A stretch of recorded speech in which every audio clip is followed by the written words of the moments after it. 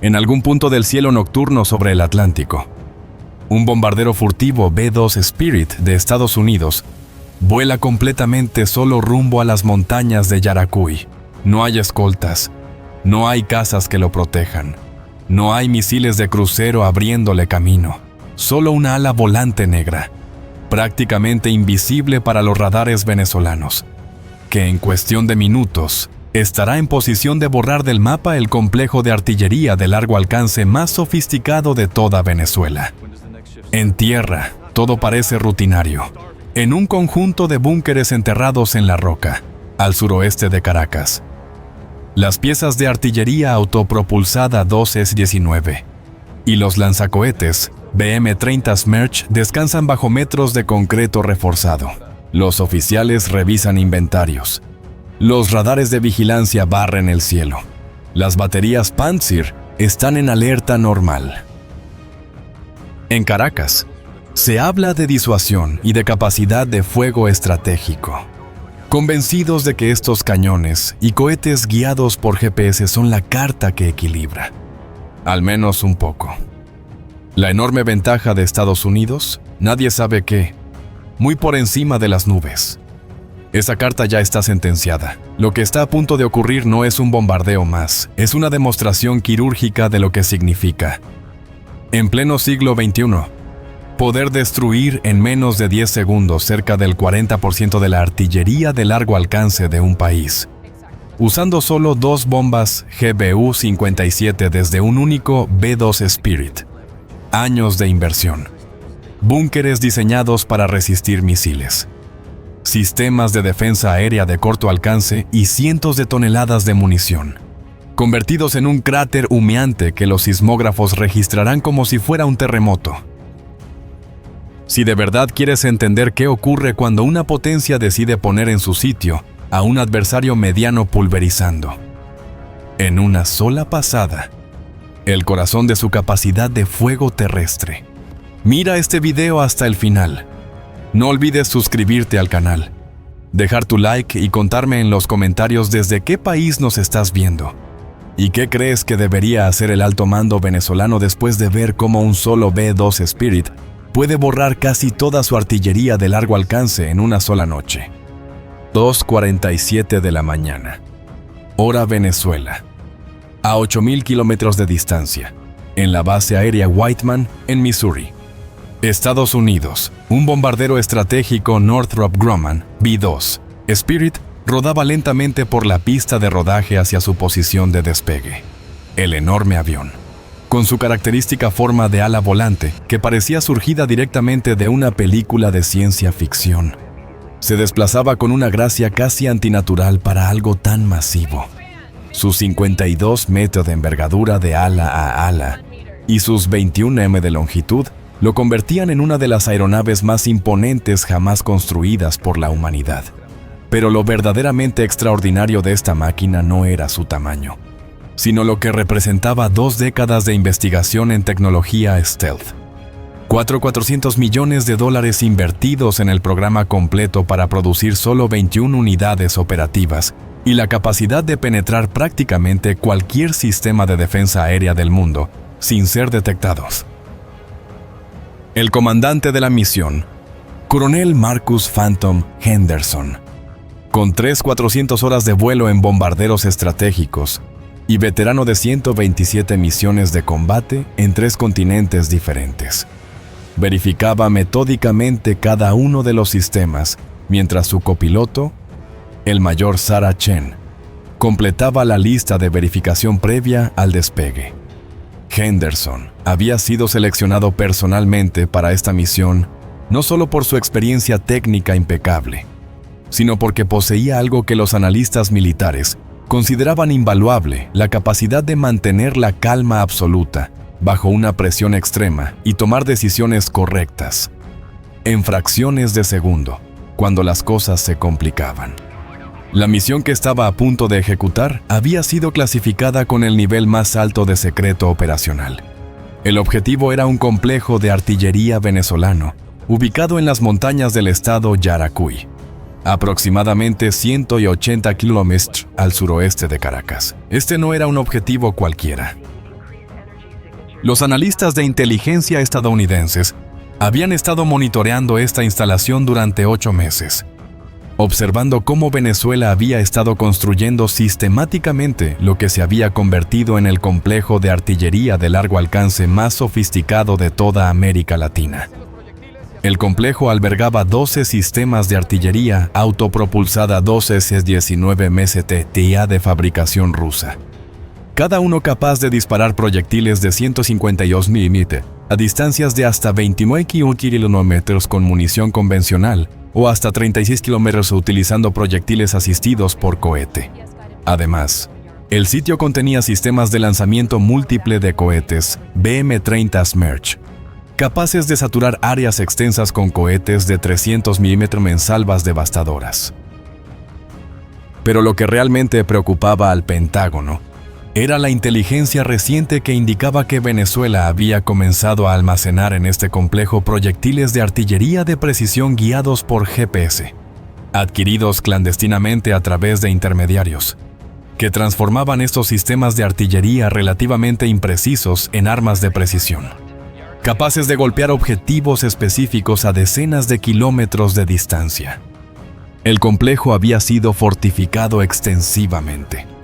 Búnkeres de concreto reforzado protegían los sistemas de armas y las municiones. Sistemas de defensa aérea de corto alcance, incluyendo baterías Pantsir-1, proporcionaban protección contra ataques aéreos convencionales. Radares de vigilancia aérea monitoreaban constantemente el espacio aéreo circundante. La instalación estaba diseñada para sobrevivir a ataques de misiles de crucero convencionales y continuar operando incluso bajo bombardeo intenso. Henderson sabía todo esto. Había estudiado cada imagen satelital, cada informe de inteligencia, cada análisis de vulnerabilidad. Conocía la disposición exacta de cada búnker, la ubicación precisa de cada sistema de defensa aérea, la capacidad de respuesta estimada del personal venezolano, pero, más importante aún, sabía exactamente qué arma llevaría en la bodega de bombas del Spirit para garantizar la destrucción total de este objetivo. 2 bombas guiadas por GPS GBU-57A-B, Massive Ordnance Penetrator, cada una pesando 13,600 kg y diseñadas específicamente para penetrar búnkeres fortificados y estructuras subterráneas antes de detonar sus ojivas, de 2,400 kg de explosivo de alta potencia. Estas no eran bombas ordinarias. Eran las armas convencionales más pesadas y poderosas jamás desplegadas por la Fuerza Aérea estadounidense. Cada GBU-57 costaba aproximadamente $3.5 millones y había sido diseñada con un propósito singular: destruir objetivos que simplemente no podían ser eliminados con armamento convencional. La carcasa de acero endurecido de cada bomba le permitía penetrar hasta 60 metros de concreto reforzado o 40 metros de roca sólida antes de detonar. Una vez que detonaba en el interior de una estructura fortificada, la explosión generaba ondas de presión tan intensas que literalmente pulverizaban todo dentro de un radio de 200 metros del punto de impacto. A las 2:53 de la mañana, hora Venezuela, Henderson recibió la autorización final para el despegue. Los 4 motores turbofan General Electric F-118G o 100 aumentaron su potencia gradualmente, a pesar de la masa total de despegue del B-2, que superaba las 170 toneladas métricas cuando estaba completamente cargado con combustible y armamento. La aeronave comenzó a acelerar suavemente por la pista de 3,600 metros. Henderson monitoreaba cuidadosamente los indicadores de velocidad. A 260 km, después de consumir aproximadamente 2,800 millas de pista, ejerció una presión suave sobre el control de vuelo, y el B-2 se elevó con una elegancia que contradecía su peso masivo. La aeronave ascendió en un ángulo de 15 grados, alcanzando una altitud de 300 metros en los primeros 5 minutos de vuelo. Henderson retrajo el tren de aterrizaje, reduciendo aún más la ya mínima firma radar del bombardero. A medida que continuaba el ascenso, Activó los sistemas de navegación inercial y verificó que el sistema de posicionamiento global estaba proporcionando datos precisos. El B-2 estabilizó su altitud a 15.000 metros, la altitud óptima para el vuelo de crucero de largo alcance, que equilibraba eficiencia de combustible con rendimiento del motor. El vuelo hasta el objetivo tomaría aproximadamente 9 horas y 20 minutos, cubriendo una distancia de más de 6.800 kilómetros. Durante este tiempo, Henderson y Chen se turnarían para monitorear los sistemas, aunque ambos permanecerían alertas durante toda la misión. El B-2 contaba con sistemas de piloto automático avanzados que podían manejar la mayor parte del vuelo. Pero en una misión de combate, ningún piloto confiaba completamente en la automatización. A las 4:15 de la mañana, hora Venezuela, el B-2 había alcanzado el punto de reabastecimiento previsto sobre el Océano Atlántico, aproximadamente 800 kilómetros al este de la costa de Estados Unidos. Un avión cisterna KC-135, Stratotanker, lo esperaba en órbita a 9.000 pies de altitud. Henderson descendió gradualmente hasta la altitud del cisterna y se posicionó detrás de él. El procedimiento de reabastecimiento en vuelo era algo que había practicado cientos de veces, pero cada vez requería concentración absoluta.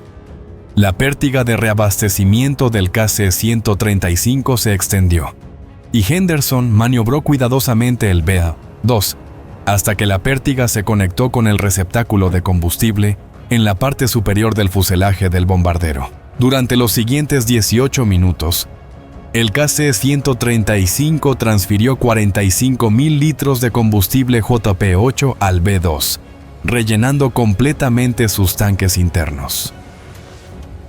Este combustible adicional era esencial, garantizaba que el bombardero pudiera completar la misión, regresar a una base de recuperación alternativa si era necesario, y aún mantener reservas de combustible de emergencia. Una vez completado el reabastecimiento, Henderson desconectó suavemente y el B-2 ascendió nuevamente a su altitud de crucero, continuando su trayectoria hacia el sureste en dirección al Caribe. Mientras el B-2 cruzaba silenciosamente el espacio aéreo a velocidad subsónica de aproximadamente 900 km/h, una red compleja de sistemas de vigilancia estadounidenses estaba monitoreando constantemente el objetivo en Venezuela. Satélites de reconocimiento óptico en órbita baja capturaban imágenes de alta resolución del complejo cada 90 minutos cuando pasaban sobre la región. Satélites de reconocimiento electrónico interceptaban todas las comunicaciones de radio que emanaban del sitio, analizando patrones de tráfico para determinar niveles de actividad. Un avión de vigilancia RC-135, Rivet Joint, volando en órbita sobre aguas internacionales del Caribe a 250 kilómetros del objetivo, estaba monitoreando activamente todas las emisiones electromagnéticas del complejo venezolano, rastreando cada radar que se encendía, cada comunicación que se transmitía. Los analistas en el Centro de Operaciones Aéreas Combinadas, ubicado en una instalación clasificada, observaban feeds en tiempo real de todos estos sistemas y confirmaban que el complejo venezolano mantenía su patrón normal de actividad nocturna. Los radares de vigilancia aérea estaban operando en modo de búsqueda estándar, barriendo el cielo en busca de amenazas aéreas. Las comunicaciones de radio mostraban el tráfico rutinario de cambios de guardia y reportes de estado. No había ninguna indicación de que el personal venezolano tuviera conocimiento del bombardero que se aproximaba. Esto no era sorprendente. El Spirit había sido diseñado específicamente para ser virtualmente invisible a los radares. Su forma de ala volante, sin superficies verticales que reflejaran señales de radar de vuelta hacia sus emisores, le daba una sección transversal de radar comparable a la de un ave grande o un insecto. Los materiales absorbentes de radar que cubrían toda la superficie del avión convertían las ondas electromagnéticas en calor en lugar de reflejarlas. Los bordes de todas las superficies estaban diseñados con ángulos específicos para dispersar las señales de radar que no eran absorbidas. Incluso las entradas de aire de los motores estaban ocultas en la parte superior del fuselaje y diseñadas con formas serpenteantes que impedían que las señales de radar alcanzaran las palas de los ventiladores del compresor, que de otro modo serían reflectores potentes. El resultado de todas estas tecnologías era que el B-2, a pesar de su tamaño masivo, tenía una firma de radar estimada en solo 0. Cuando era visto desde ciertos ángulos. Para poner esto en perspectiva, un avión de combate convencional como un F-15 tenía una firma de radar de aproximadamente 25 meta. El B-2 era literalmente 250 veces menos visible en el radar que un caza convencional. Los radares venezolanos, incluso sus sistemas más avanzados, simplemente no tenían la sensibilidad necesaria para detectar algo con una firma de radar tan minúscula a las distancias necesarias para proporcionar una advertencia útil. Dentro del complejo de artillería venezolano, el teniente coronel Rafael Méndez, comandante de la instalación, completaba su inspección nocturna rutinaria. Méndez era un oficial de artillería con 22 años de servicio que había ascendido a través de las filas gracias a su competencia técnica y dedicación. Sentía un orgullo genuino por el complejo que comandaba. En los últimos 8 meses había supervisado personalmente la transformación de lo que había sido una instalación de artillería ordinaria en lo que él consideraba una de las unidades de fuego de largo alcance más capaces de Venezuela. Las 12 piezas de artillería autopropulsada 2S-19M STA estaban posicionadas en refugios individuales de concreto reforzado, diseñados para protegerlas de ataques aéreos mientras permitían un despliegue rápido cuando fuera necesario. Cada sistema era una bestia formidable, un chasis de tanque modificado que transportaba un cañón de 152 mm, capaz de disparar 6 proyectiles por minuto a objetivos hasta 29 kilómetros de distancia. Con una tripulación bien entrenada, una batería de estos sistemas podía saturar un área del tamaño de 3 campos de fútbol con fuego de alto explosivo en menos de 2 minutos. Los sistemas de lanzamiento múltiple de cohetes BM-30 Smerch añadían una dimensión completamente diferente a las capacidades del complejo. Cada vehículo transportaba 12 tubos de lanzamiento de 300 mm. Cuando disparaban una salva completa, podían entregar 4.806 kilos de explosivos en un área objetivo de aproximadamente 67.000 metros estratamados.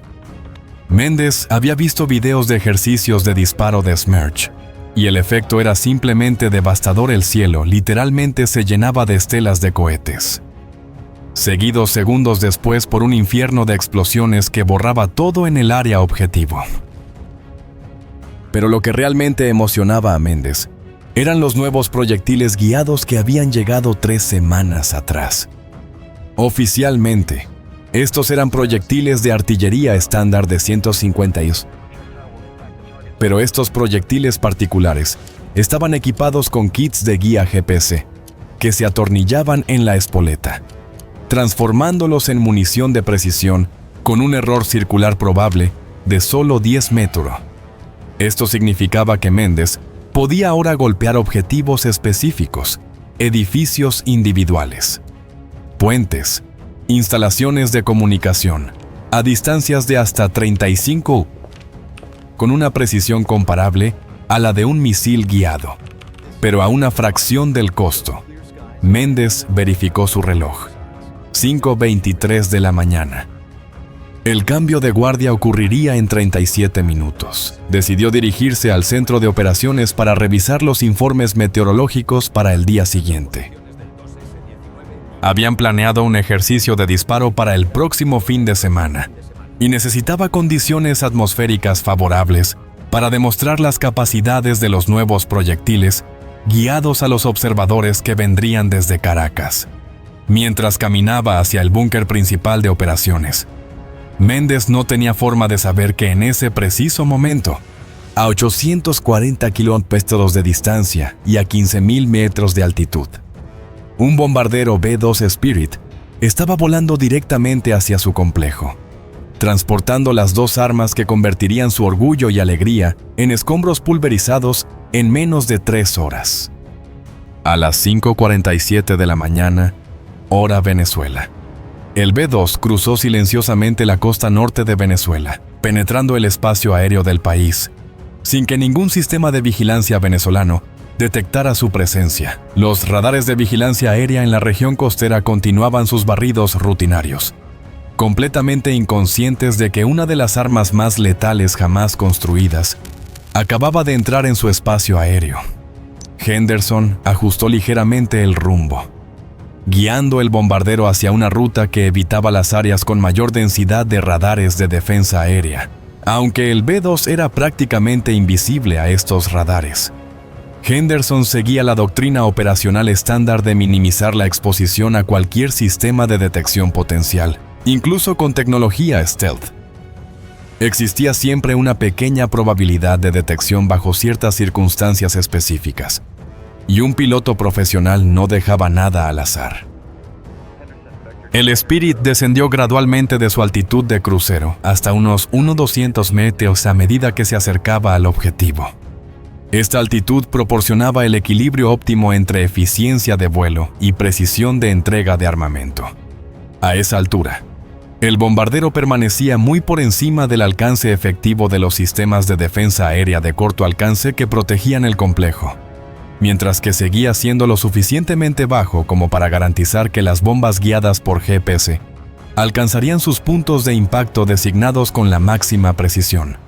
Chen activó los sistemas de armamento, iniciando la secuencia de preparación para el lanzamiento que tomaría aproximadamente 12 minutos completar. Las dos GBU-57 en la bodega de bombas comenzaron sus verificaciones automáticas de sistemas. Cada bomba verificó que su sistema de guía inercial estaba alineado correctamente, que los receptores GPS estaban recibiendo señales de al menos 6 satélites para garantizar una precisión óptima, que los sistemas de control de vuelo que ajustarían la trayectoria de la bomba durante su caída estaban funcionando correctamente y que las espoletas estaban configuradas apropiadamente para detonar después de penetrar la profundidad objetivo. Henderson observaba la pantalla de navegación táctica que mostraba la posición del B-2 aproximándose al punto de lanzamiento calculado. Las computadoras de la aeronave habían calculado con precisión el momento exacto y la ubicación desde la cual las bombas debían ser lanzadas para garantizar que impactaran sus objetivos designados. Este cálculo tomaba en cuenta docenas de variables: la velocidad actual del viento a múltiples altitudes, la densidad del aire, la temperatura atmosférica, la velocidad exacta y altitud del bombardero, la rotación de la Tierra y las características balísticas precisas de la GBU-57DI. A las 5:58 de la mañana, hora Venezuela, Henderson recibió la confirmación de que el complejo objetivo continuaba operando normalmente, sin indicación de alerta elevada. Los analistas que monitoreaban las comunicaciones venezolanas reportaron tráfico de radio rutinario.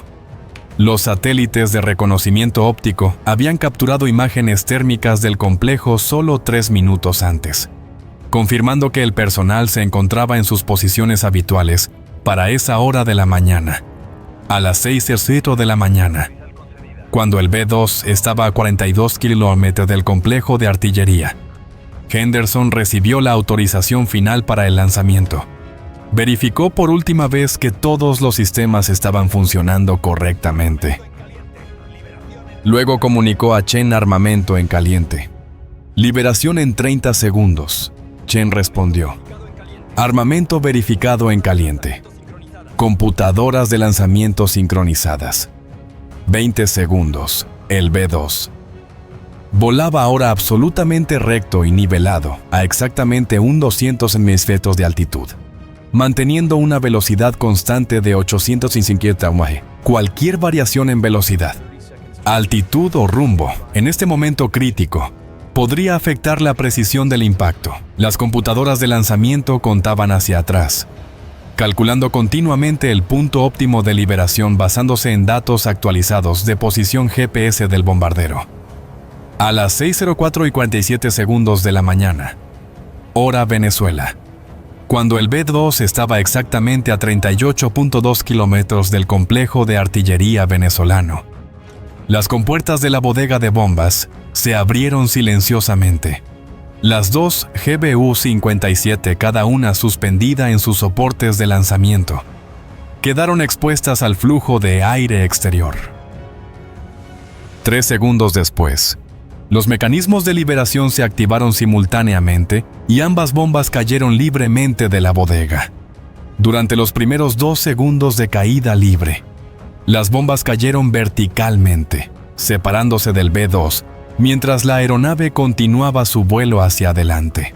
Luego, los sistemas de guía de cada bomba se activaron. Pequeñas superficies de control aerodinámicas se desplegaron, permitiendo que las bombas ajustaran su trayectoria. Los receptores GPS en cada bomba recibían señales de 8 satélites diferentes, triangulando su posición con una precisión de menos de 1 metro. Las computadoras de guía inercial, utilizando giroscopios de precisión láser, rastreaban cada movimiento de la bomba, integrando esta información con los datos GPS para mantener un conocimiento exacto de su posición en todo momento. Henderson cerró inmediatamente las compuertas de la bodega de bombas y ejecutó un giro pronunciado de 45 grados hacia la izquierda, alejándose del área objetivo. El Spirit ascendió simultáneamente, ganando altitud rápidamente para incrementar la distancia entre el bombardero y el punto de impacto inminente. En 40 segundos, el B-2 había ganado 600 metros de altitud y se había alejado 12 kilómetros del área objetivo, poniendo una distancia segura entre la aeronave y las explosiones masivas que estaban a punto de ocurrir. Las dos GBU-57 caían a través de la atmósfera, acelerando constantemente bajo la fuerza de la gravedad. A medida que ganaban velocidad, sus superficies de control hacían ajustes continuos, compensando las corrientes de aire y manteniendo cada bomba en su trayectoria calculada hacia su punto de impacto designado. Los sistemas de guía verificaban la posición de cada bomba 50 veces por segundo, comparándola con el punto de impacto objetivo almacenado en su memoria y haciendo correcciones instantáneas cuando era necesario. Dentro del complejo venezolano, el sargento primero Luis Hernández estaba completando su ronda de inspección matutina de los sistemas de defensa aérea. Hernández era el jefe de operaciones de la batería Panzir C-1 que proporcionaba protección de corto alcance al complejo. Era un técnico competente que se enorgullecía del estado operacional de sus sistemas. Los 2 vehículos Panzir bajo su responsabilidad estaban posicionados estratégicamente para proporcionar cobertura superpuesta del complejo, cada uno equipado con un radar de seguimiento, 12 misiles superficie-aire y 2 cañones automáticos de 30 BE. A las 6:06 de la mañana, Hernández estaba dentro de la cabina de uno de los vehículos Panzir, verificando que todas las pantallas mostraban lecturas normales. El radar de vigilancia funcionaba perfectamente, barriendo el cielo en busca de amenazas. La pantalla mostraba varios contactos, 2 aviones comerciales a gran altitud, muy al norte, probablemente vuelos internacionales cruzando el espacio aéreo venezolano, y varias aves a baja altitud en las cercanías. Todo parecía completamente normal para una mañana tranquila en las montañas de Yaracuy. Lo que Hernández no podía saber, lo que era literalmente imposible que supiera dada la tecnología a su disposición, era que 2 bombas de 13 S-600 kilotons estaban cayendo directamente hacia su posición en ese preciso momento. Ahora, a menos de 800 metros de altitud y descendiendo a una velocidad que superaba los 400 km y seguía acelerando. Las GBU-57 habían entrado en la fase terminal de su descenso, a 400 metros de altitud. Cada bomba estaba cayendo a más de 600 km, atravesando el aire con un silbido apenas audible desde el suelo. Los sistemas de guía hacían sus ajustes finales, alineando cada bomba con precisión milimétrica hacia sus puntos de impacto designados. La primera bomba había sido programada para impactar directamente en el búnker principal de almacenamiento de municiones, una estructura masiva de concreto reforzado, ubicada en el centro del complejo, parcialmente enterrada en la ladera de la montaña. Este búnker contenía aproximadamente 400 toneladas de munición de artillería proyectiles de 152 mm, cohetes Smerch de 300 mm, cargas propulsoras y los preciados proyectiles guiados por GPS. La segunda bomba estaba dirigida al búnker de operaciones, donde se ubicaban el centro de mando y control, los sistemas de comunicación y las computadoras que coordinaban todas las operaciones del complejo. A las 6:07:23 segundos de la mañana, la primera GBU-57 impactó el techo del búnker de municiones a una velocidad de aproximadamente 850 km/h. La carcasa de acero endurecido de la bomba, diseñada específicamente para penetrar estructuras fortificadas, atravesó los 2.4 metros de concreto reforzado del techo del búnker como si fuera cartón. La bomba continuó penetrando, pasando a través de la cámara principal del búnker, atravesando el piso de concreto de 1.8 metros de espesor y enterrándose 8 metros en la roca sólida debajo de la estructura antes de que su espoleta de retardo la hiciera detonar. La explosión fue absolutamente catastrófica. La ojiva de 400 kilogramos de explosivo de alta densidad detonó con una fuerza equivalente a cientos de toneladas de TNT. La onda de choque se propagó en todas direcciones a una velocidad de más de 800 metros por segundo, vaporizando instantáneamente todo en un radio de 30 metros del punto de detonación. El búnker de concreto, diseñado para resistir impactos directos de misiles convencionales, simplemente se desintegró. Las paredes de concreto de 2 metros de espesor se fracturaron y colapsaron. El techo se levantó varios metros en el aire antes de desintegrarse en millones de fragmentos, pero la destrucción apenas estaba comenzando. La explosión inicial detonó simultáneamente las 400 toneladas de munición almacenada en el búnker. Los proyectiles de artillería, cada uno conteniendo entre 7 y 15 kilogramos de explosivo de alta potencia, detonaron en una reacción en cadena que duró menos de 2 segundos, pero liberó una energía equivalente a aproximadamente 800 toneladas de TNT. Los cohetes Smerch, cada uno con una ojiva de 246 kilogramos, añadieron su propia contribución devastadora a la explosión. La bola de fuego resultante alcanzó temperaturas superiores a 3000 C y se expandió a más de 400 metros de diámetro en los primeros 3 segundos. La onda de presión generada por esta explosión masiva se propagó radialmente desde el epicentro, con una sobrepresión que excedía las 20 atmósferas en un radio de 100 metros, suficiente para pulverizar concreto reforzado y vaporizar acero estructural a 200 metros del epicentro. La sobrepresión todavía superaba las 5 atmósferas, más que suficiente para colapsar estructuras de concreto y matar instantáneamente a cualquier persona expuesta. El sargento Hernández, que estaba a 180 metros del búnker de municiones cuando detonó, no tuvo tiempo siquiera para comprender lo que estaba sucediendo. La onda de presión lo alcanzó 0.54 segundos después de la detonación inicial, viajando a través del aire a velocidad supersónica.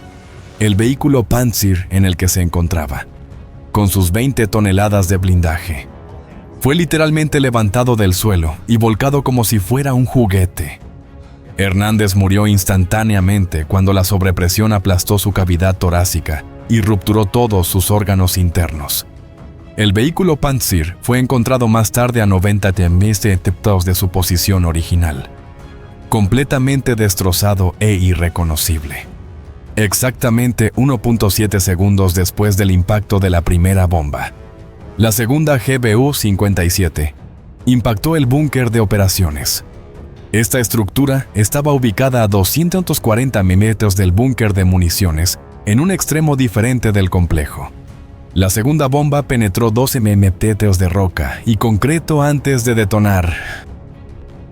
Y aunque su explosión fue igualmente devastadora, la ausencia de munición almacenada significó que no hubo una detonación secundaria masiva. Sin embargo, la explosión fue más que suficiente para obliterar completamente el búnker de operaciones. El teniente coronel Méndez, quien estaba en el centro de operaciones, revisando reportes cuando la primera explosión sacudió el complejo, tuvo aproximadamente 1.2 segundos de aterradora comprensión antes de que la segunda bomba impactara directamente sobre su posición.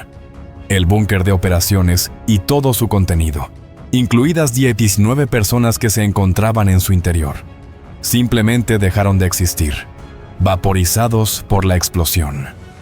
Las dos explosiones, separadas por menos de 2 segundos, generaron un evento sísmico que fue registrado por estaciones sismográficas a más de 800 kilómetros de distancia. Los sismólogos inicialmente clasificaron el evento como un terremoto de magnitud 4.2, solo para corregir su evaluación horas después, cuando se hizo evidente que había sido causado por explosiones. La devastación dentro del complejo era total y absoluta. De las 12 piezas de artillería autopropulsada 12 S-19, 11 fueron destruidas completamente. Los vehículos más cercanos al búnker de municiones fueron vaporizados o fundidos por las temperaturas extremas. Aquellos más alejados fueron destrozados por la onda de presión o alcanzados por fragmentos de metralla supersónicos que perforaron sus blindajes. Solo una pieza de artillería, que casualmente estaba siendo mantenida en un taller de reparación ubicado en el extremo más alejado del complejo, sobrevivió relativamente intacta, aunque con daños menores por la onda de presión. Los 6 vehículos de lanzamiento múltiple de cohetes, BM-30 Smerch, corrieron una suerte similar. 3 fueron destruidos completamente por la explosión inicial. Los otros 3 sufrieron daños tan extensos que fueron declarados pérdidas totales durante la evaluación post-ataque. Los 2 sistemas Pantsir C-1 de defensa aérea fueron destruidos. Los radares de vigilancia aérea fueron arrancados de sus montajes y convertidos en chatarra retorcida. Los sistemas de comunicación fueron aniquilados. Los búnkeres de personal colapsaron, sepultando a sus ocupantes. Los depósitos de combustible detonaron, añadiendo sus propias explosiones secundarias al infierno. De los 187 efectivos militares que estaban presentes en el complejo cuando ocurrió el ataque, 134 murieron instantáneamente en las explosiones iniciales o en los minutos inmediatamente posteriores. Otros 41 sufrieron heridas graves, muchas de ellas que resultarían fatales en las horas siguientes debido a la falta de instalaciones médicas adecuadas en la zona remota donde estaba ubicado el complejo. Solo 12 personas, que por pura casualidad se encontraban realizando tareas en el perímetro exterior del complejo en el momento del ataque, escaparon sin heridas graves. Los sobrevivientes describieron posteriormente la escena como apocalíptica. El complejo entero estaba envuelto en llamas, explosiones secundarias de munición que había sido dispersada por la explosión inicial continuaron durante más de 2 horas. El humo negro y denso se elevaba en una columna que era visible desde más de 50 kilómetros de distancia. El calor era tan intenso que los equipos de rescate que llegaron de bases militares cercanas no pudieron acercarse al área central del complejo durante casi 5 horas. Mientras tanto, a 340 kilómetros de distancia y ascendiendo rápidamente a través de 800 metros de altitud, Henderson y Chen observaban los feeds de video en tiempo real transmitidos por un dron MQ-9 Reaper, que había estado orbitando a 8000 metros sobre el complejo, registrando todo el ataque. Las imágenes de la cámara infrarroja del dron mostraban 2 flashes brillantes casi simultáneos cuando las bombas detonaron, seguidos por una bola de fuego masiva que se expandía rápidamente desde el centro del complejo. Impactos confirmados en ambos objetivos, reportó Chen por el enlace de comunicaciones seguras. Detonaciones secundarias masivas observadas. Objetivo completamente destruido. El controlador de la misión en el Centro de Operaciones Aéreas respondió: confirmado. Phantom, excelente trabajo. Continúen con la ruta de egreso planificada. Los tendremos en casa en 8 horas. Henderson configuró el piloto automático para la ruta de regreso. Luego se permitió un momento para procesar lo que acababa de lograr. En menos de 10 segundos de tiempo de vuelo sobre territorio venezolano, había eliminado completamente una de las capacidades de artillería más sofisticadas de Venezuela.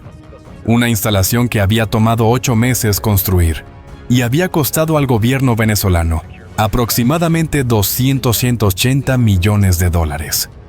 El costo para Estados Unidos: 2 bombas GBU-57 por valor de unos $7 millones en total, más el costo operacional de la misión del B-2, que se estimaba en aproximadamente $130,000 por hora de vuelo, para una misión total de 18 horas. El costo operacional del bombardero era aproximadamente $2.3 millones, es decir, por menos de $10 millones en costos directos. Estados Unidos había infligido pérdidas de aproximadamente $280 millones a Venezuela.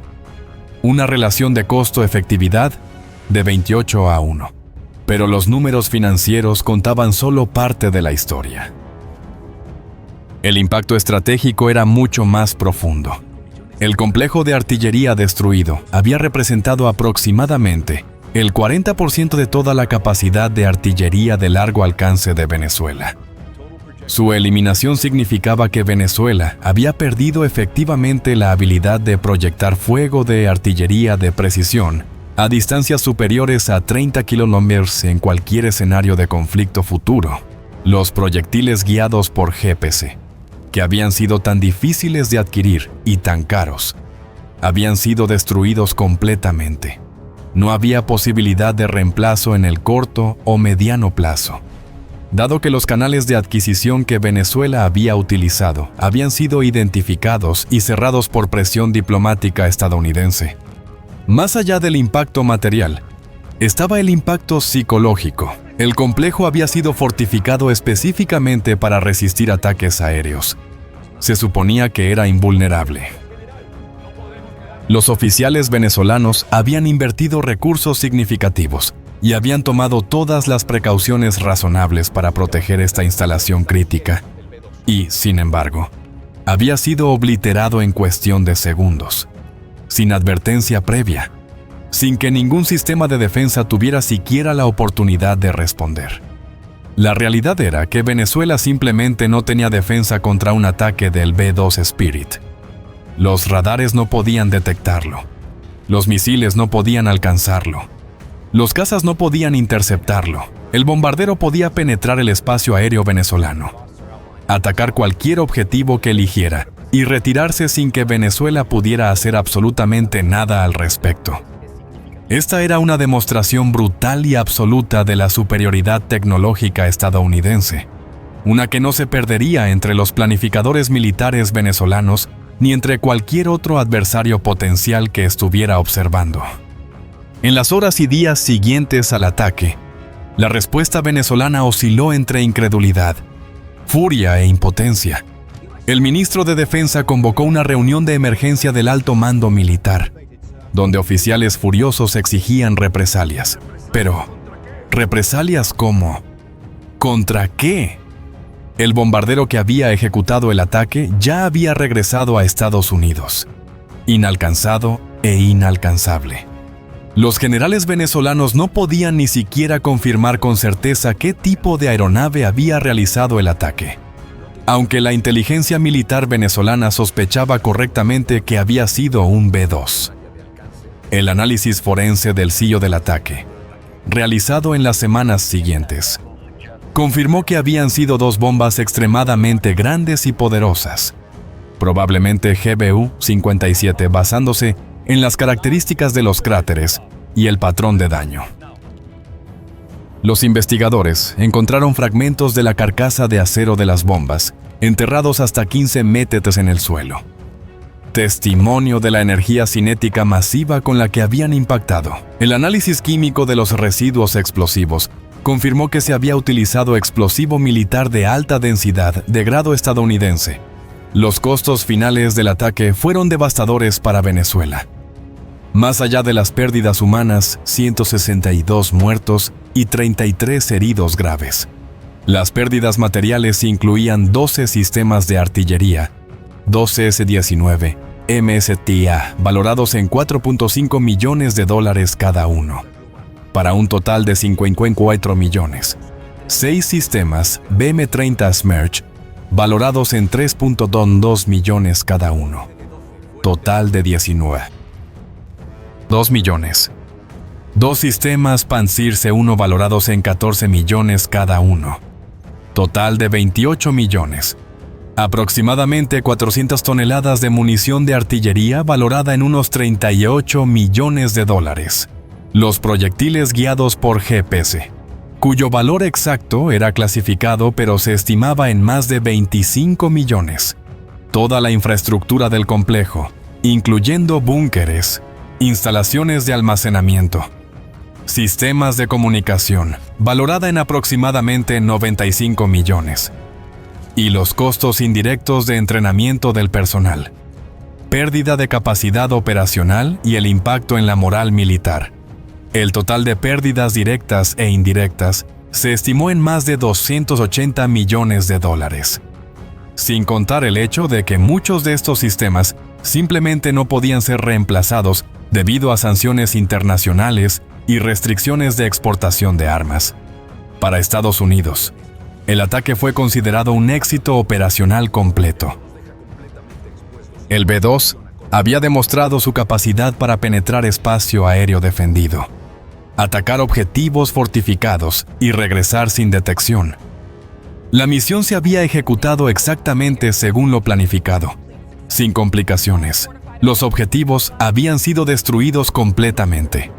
No se habían sufrido bajas estadounidenses ni se había perdido ningún equipo. El mensaje enviado a Venezuela y a otros adversarios potenciales era claro e inequívoco. Estados Unidos poseía la capacidad de atacar cualquier objetivo, en cualquier lugar, en cualquier momento. Y no había defensa efectiva contra estas capacidades. El B-2 Spirit, con su combinación de tecnología stealth, alcance global y capacidad de transportar armamento de penetración masiva, representaba un nivel de proyección de poder que simplemente no tenía equivalente en ninguna otra fuerza aérea del mundo. Los analistas militares internacionales que estudiaron el ataque posteriormente llegaron a varias conclusiones importantes. Primera, la brecha tecnológica entre Estados Unidos y adversarios de nivel medio como Venezuela era tan masiva que conflictos simétricos convencionales eran esencialmente imposibles. Venezuela no tenía forma realista de defenderse contra capacidades estadounidenses de quinta generación, mucho menos contra plataformas estratégicas como el B-2. Segunda, la inversión en fortificaciones y defensas estáticas ofrecía protección limitada contra armamento de penetración moderno. Los búnkeres de concreto reforzado, que se suponía protegerían las instalaciones críticas venezolanas, simplemente no eran suficientes contra bombas diseñadas específicamente para penetrar tales estructuras. Tercera, los sistemas de defensa aérea. Sin importar cuán avanzados sean, son inefectivos contra amenazas que no pueden detectar. Los radares venezolanos nunca tuvieron la oportunidad de rastrear al B-2 y, por lo tanto, los misiles defensivos nunca pudieron ser dirigidos hacia una amenaza que era invisible. Y cuarta, el costo-efectividad de ataques de precisión contra instalaciones de alto valor era extraordinariamente favorable para el atacante. Por una fracción del costo de construir y equipar el complejo venezolano, Estados Unidos lo había eliminado por completo. Si este análisis profundo de las capacidades del B-2 Spirit y el impacto devastador de las armas de penetración modernas te resultó informativo, te invito a suscribirte a Alerta Global y activar las notificaciones para no perderte futuros análisis sobre capacidades militares avanzadas y operaciones estratégicas. Deja en los comentarios desde qué país nos sigues y qué tipo de análisis militares te gustaría ver en próximos videos. Es importante aclarar que este contenido presenta un escenario completamente ficticio y simulado, diseñado con propósitos educativos y analíticos para examinar capacidades militares documentadas públicamente. Los elementos visuales y narrativos pueden incluir recursos generados por inteligencia artificial. Este análisis no refleja eventos reales ni representa opiniones oficiales de ningún país o institución militar.